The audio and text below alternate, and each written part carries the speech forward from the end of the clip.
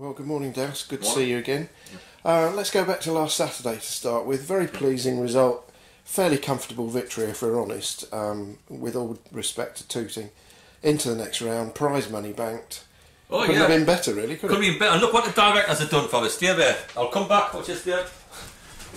I said this room was freezing, and look what the bought is. About £9,000 plus 1,000 people. 1,000 people in the ground and £9 grand. Okay, this is what they've got us. So I appreciate their help and all that. You know, this room will be like a sauna from now on because this is going to do the trick. So thanks very much to the directors and thanks for the heater.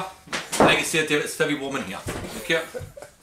Yeah, so let's turn back to the game. Right, game. Sorry, let's go to the game. Couldn't have gone better. Couldn't have gone better. It was always a case of scoring a second goal. I think we went to watch them on Tuesday. We did, and obviously it was the same sort of team that played.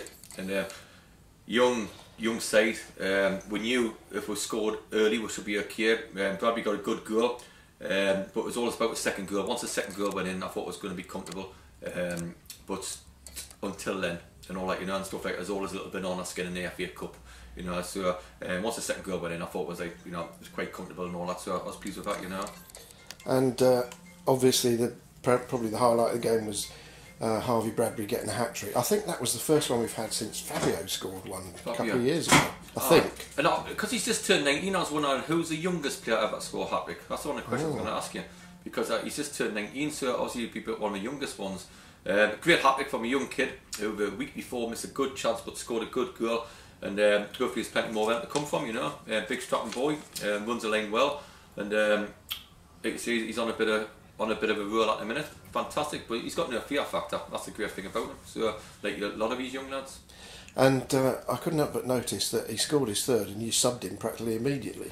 I done it on purpose. So what I'd done was I sent him the far end of the ground when he scored it, and he didn't know what was going on. I think he thought I was putting him right wing, but I wanted to do that because I thought I wanted to get the claim off the supporters and all that. Because as a young lad, you need confidence, and the best way of getting confidence is getting supporters on your side, like most players. So I thought the best thing to do was to get him on the far side, and he had to walk all the way back to us, and he got a great ovation by the supporters, which what a great crowd that was, blinking 1,000 people, fantastic.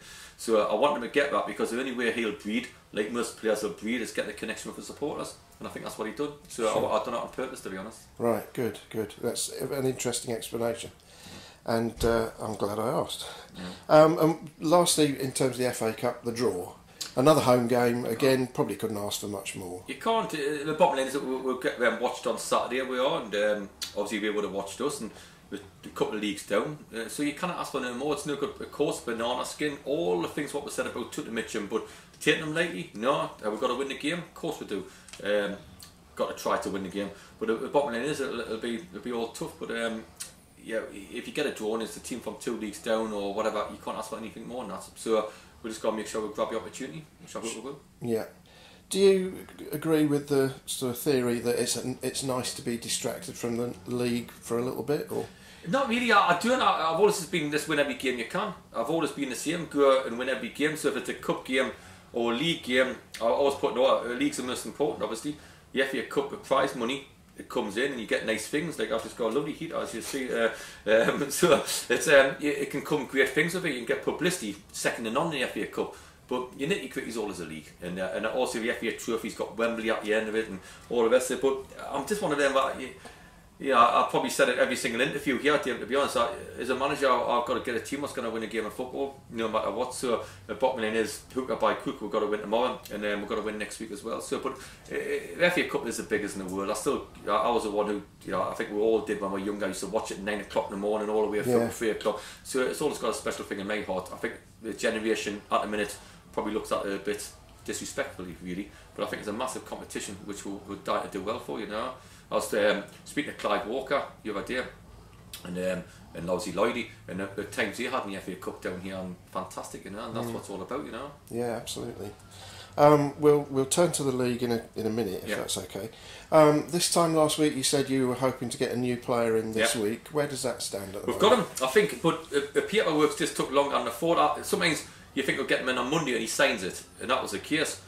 But what clubs he played for last and where he's come from and all the rest of it and stuff like that, it's and how come getting cancelled there and all the rest of it. It just takes its time, but I believe touchwood it'll be done by tomorrow, but I don't want to see it in case it didn't get done for whatever reason. I think it's done. Me personally, I do. I'm being honest. I think he'll be in the squad over team tomorrow, but unless it's like actually in the FE and it's all done, I just got to keep your mouth shut on it. But it was all signed on Monday. It just takes longer. So in the future, I probably should see it. We're hoping to sign somebody, which might take a few days. But unless it's absolutely signed, sealed, and done, I'd rather not say nothing. You know. Sure. I think people who see this will probably not forgive me if I didn't try this. Any clues as to what part of the pitch they play? Oh, you're saying yeah, no. man, you're craggy. It's on the football pitch, to be honest. Okay, if I say that, then they're not looking at it. Our lads will be looking at it, even though they probably know. So I'm best off not saying nothing there on this one. And I tell the supporters everything, so I'm good like that. But if I thought was that key to what we're going to do, I've got to keep your mouth shut. So well tried, David, and thanks for getting the people against us. So thanks very much, because I tell them everything. But on this one, if I haven't told the players it, the board of directors it, I can't really say on here, to be honest. So it's, but thanks for trying, David. That's exactly what I expected you to say. So that's fine. Yeah, good lad. How's Charlie Wassmer doing at Met Police? Excellent. He was like Metal Mickey last night in training because he had the journeys, had a couple of journeys, but he got through. He should have scored a couple of goals and headed one where the lad scored off his header. Something what we miss in the boxes. He was bubbly last night in training. He's getting there now, 100% getting there. I tell you, so I'm delighted with him, like, you know, and stuff like that. So he's done really, really well. And you know, it's another game he's got on Saturday. Then he's got FA Cup, and he's got a game on the Monday. Then the following Saturday, when he's ready, then he'll be ready, and let's get him in the team. Not in the squad, he'll be in the team. So I'm delighted to get him back. Organisation, skills, commitment, how he trains, how he plays. You not see him in the treatment table much. You know, this grind thing, he'll be hating it. You want to be out there on the pitch, you know, that's what he wants to do, so we're looking forward to seeing him back. Sure, absolutely. Any other news about who may or may not play tomorrow? Christian Jolley's going to be out for a while. The scans weren't very good, so I'm going to do something for Christian. What I do it now, because obviously he's non-contract, he stops getting paid. It was a horrible tackle against Salford, awful, because he come with his other foot, then also got himself fit, then the lad's done a tackle on him, a late tackle, which has put him out and had him injections. Then all of a sudden he's had scans, and he tried to come back and it hasn't worked, so he's going to be out for quite a long time. He's on non-contract, so he doesn't get paid now. That's why you get players on non-contract. It's hard because I've had him for 10, 15 years, so I'll do something for him. I might do 100 laps for him, but listen, I know that these people at the football club are stuck up for a lot of people and have been stung by, I'm not going to say names, by paying for this, and also he goes to another club, or like the lad last season had a horrendous break, and it's horrible for him, but he was on that contract, so he is getting paid this year, which is fair enough. But like someone like Christian isn't on that contract, and he did get it done playing for us, so I'll do something for Christian to try to help him with his operation, which he's going to have, and try to help him. But I don't expect anybody, because I know that some supporters have been stung on different things, but we are looking at it is he got done it playing for us, and he's not on a contract, so he's getting no money whatsoever. So I'll like to try to help a lad out, but that's me. Sure. You know, if anybody else can help out, that's great. But I'm just letting them know that the other lads were on contract, and I think there's some awful blinking things what went on there. But the bottom line is, this lad, you couldn't meet a nicer lad, and he's been very hardly done by playing for the first 3 games of the season. Just do me a favour. But after a Salford game, you know, it's just a horrible time. But we haven't got loads of people on contract, to be honest, and he's one of them who isn't on contract, so he doesn't get paid from now on. And we need every penny we can get to get new signings in. Sure. You know? I think that this club has a pretty good record, I think, in looking after players who've been injured in playing for it.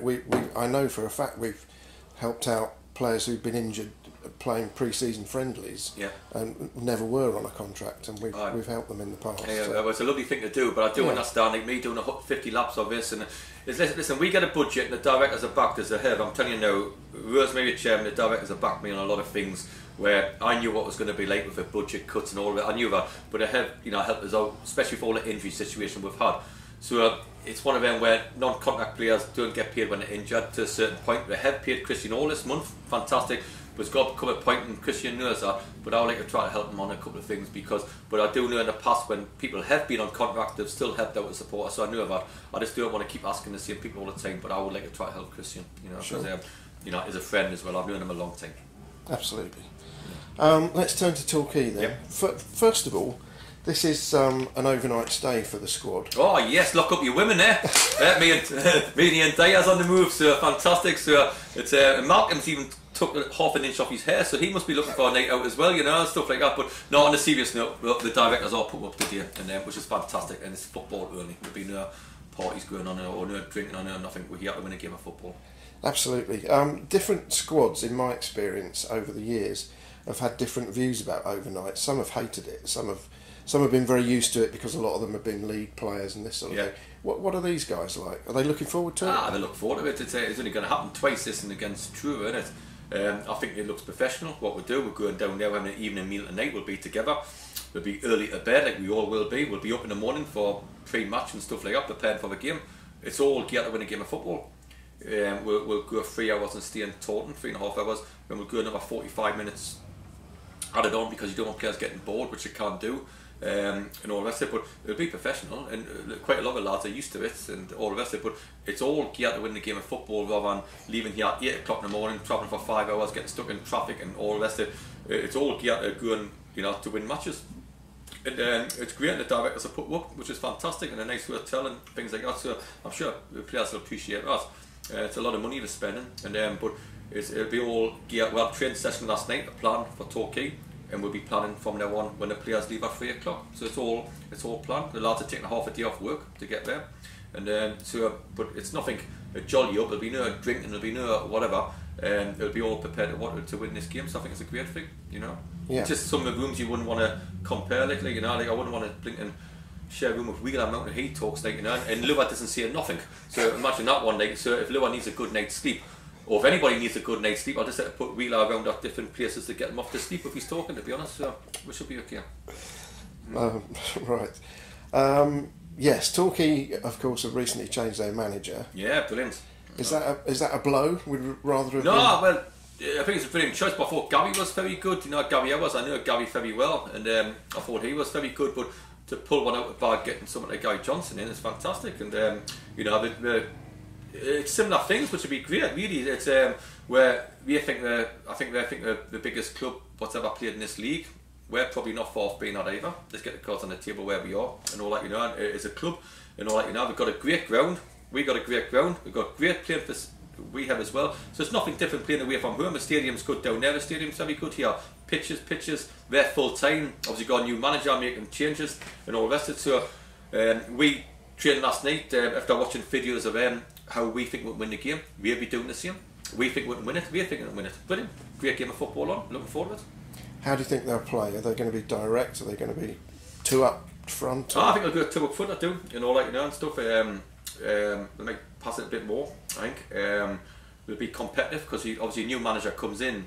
I've had it before in my management time. There's a big saying that the tea lady could win the first couple of games, which is a saying that when a manager comes in, they've got to be up for it because the new manager can get rid of them quickly. And I've had it before, but he's on a good roll. He beat Hungerford 2-0, he won 7-0 last week, so he's on a good roll. Very experienced manager, very good at what he does. So I imagine it'll be a tough game down there, but we're looking forward to it. There's no fear factor, you just go down because people say it could be 2,500-3,000 people, but unless the rules are changed, they're not playing on the pitch. And the same as the manager's a fantastic manager, but he ain't playing. So it's one of them. I said to the players last night, it's us against them. So we've had a look at their team. We would have had a look at ours. Get the game on. Fantastic. There should be a decent number of our supporters going down there, from what I understand. Brilliant. Not least because they do have a few ex-Woking players who may get not too much encouragement from our supporters tomorrow, shall we say? I didn't get involved. The lads I talk about, they haven't played either, to be honest. They've been on the bench lately. They'll probably want to put a point over here. Yes, they won a team that got relegated. Yes, the people. I don't know the lads, to be honest. You know, I know them as players, but not as lads. So I can't comment on them. The only thing we can't do is we've got a group of players who won't get involved. And, like we had blinking 2,000 odd here or whatever, nearly 2,000 against Dulwich, and it can go against you, but the crowds mean nothing. And the crowds mean everything, but how many's there doesn't really matter, to be honest. And all this, what our fans think of some of theirs, I'm sure our fans will be supporting our team, and that's what we'll do. So whatever banter goes on, which it is football banter, we can't get dragged into that. It's about us trying to have a crack at them on their own backyard and looking forward to a challenge, you know, and stuff like that. Absolutely. But I'm sure you'd like to wish all the ones going down a safe journey, but also you've got a special message for someone, just to finish off. Yes, obviously I like to wish all our fans are unique, the best, and if we take a couple of hundred down there, that's a hell of a following, to be honest, and I know they'll support the team anyway, so it's fantastic. But not just on a little private note before I finish off, I've got a very, my best mate and Gates at his dad's in hospital, not very well at all, he's been there for a few weeks, so just a message from me to you, Brian, even though I think you're the tightest man in the world, because he once sent me a Christmas card without a stamp on it, and that's a typical Gateshead fella who's tight. But I know he's been in hospital, I know he hasn't been very well, so just from the bottom of my heart, I hope you're alright, and I look forward to seeing you soon. Okay? Lovely, thanks very much. No problem. Look forward to tomorrow.